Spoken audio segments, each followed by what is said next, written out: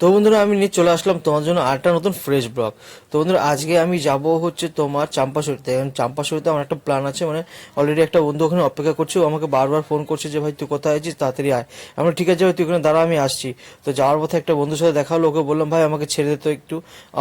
মানে আজকে আমি বেসিক্যালি গাড়ি নিয়ে যাবো না, তার কারণ হচ্ছে আমি সিটি অটোতে করেই যাবো ওখানে।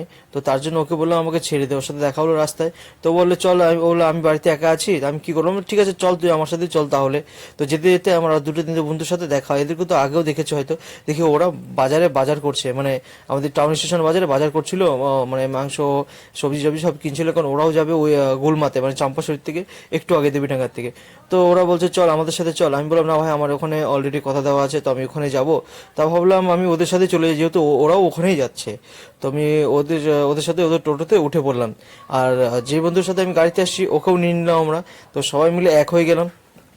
তো ওরা টোটোতেই দেখি ওদের রান্না বান্নার জন্য আহ, যাবতীয় জিনিস কাটা শুরু করে দিল, মানে পেঁয়াজ লঙ্কা রসুন, মানে আগের থেকে প্রিপেয়ার করে নিচ্ছিল রেডি হয়ে, যাতে ওখানে যায় ওদের টাইম যাতে না লাগে। কারণ ওরা বেরিয়েছিল লেট করে, তখন বাজে হয়তো 12:30 1টা বাজে তখন। তো যাবে কখন খাবে কখন, যেতে যেতে তো আধা ঘন্টা 1 ঘন্টা লেগেই যায় ওখানে।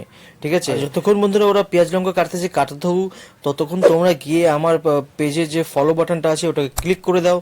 আর অল নোটিফিকেশনে অ্যালাউ করে দাও, যাতে আমার নেক্সট ভিডিও সবার আগে তোমরা দেখতে পারো।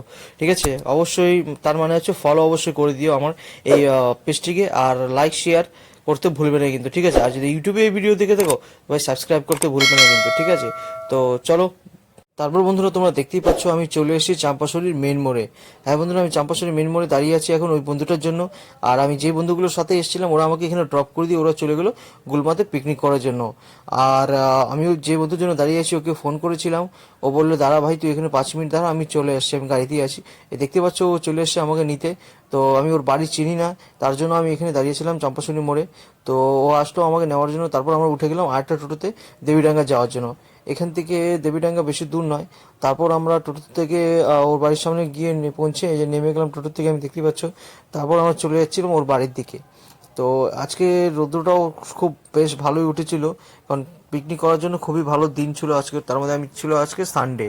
তারপর এখানে দেখতেই পাচ্ছ আমরা এক জায়গায় বসছিলাম, মানে আমার যে কয়েকজন বন্ধু আছে এক জায়গায় বসে একটু মজা মজা করে তারপর আমরা ওখান থেকে বেরিয়ে যাই আমরা অন্য বন্ধুগুলোকে সময় দেওয়ার জন্য, কারণ আমার যার সাথে আসছে তাদেরকে।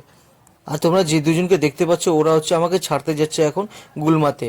তো গুলমাতে যাওয়ার আগে ও সবার প্রথমে আমরা যে গাড়িতে যাচ্ছি ওই গাড়িতে তেল শেষ হয়ে গিয়েছিল, তো তেল ভরে তারপর আমরা গুলমাতে যাচ্ছি। আর গুলমাতে প্রত্যেক রোববারে এত ভিড় হয় বলার মতো না, কারণ আমাদের সামনের যে স্পটগুলো ছিল আমার মানে বাড়ির থেকে বেশি দূর নয়, 5-7 কিলোমিটার, তো ওই স্পটগুলো এখন কয়েকটা পিকনিক স্পট বন্ধ হয়ে গেছে। তো তার জন্যই এখন গুলমাতে প্রচণ্ড পরিমাণে ভিড় হয় এখানে, মানে এখন সবাই আসে সকলেই। আর আমার আশেপাশে দেখতে পাচ্ছ প্রচণ্ড পরিমাণে ভিড়। আর আমি চলে আসছি বন্ধুগুলোর সাথে, মানে যে বন্ধুগুলোর সাথে আমি প্রথমে এসেছিলাম, যাদেরকে তোমরা অন্য ব্লগেও দেখিয়েছো, তো ওরা দেখি এসে এখানে খাওয়া চাওয়া চালু করে দিয়েছে। আমাকে বললো ভাই এখানে ফ্রাইড রাইস আছে, এখানে মাংস আছে, এখান থেকে নিয়ে তুই খাওয়া শুরু করে দে। আমি বললাম ঠিক আছে ভাই। তো বন্ধুরা আজকের এই ব্লগটা আমি এখানেই শেষ করছি, দেখা হবে তোমার সাথে আরেকটা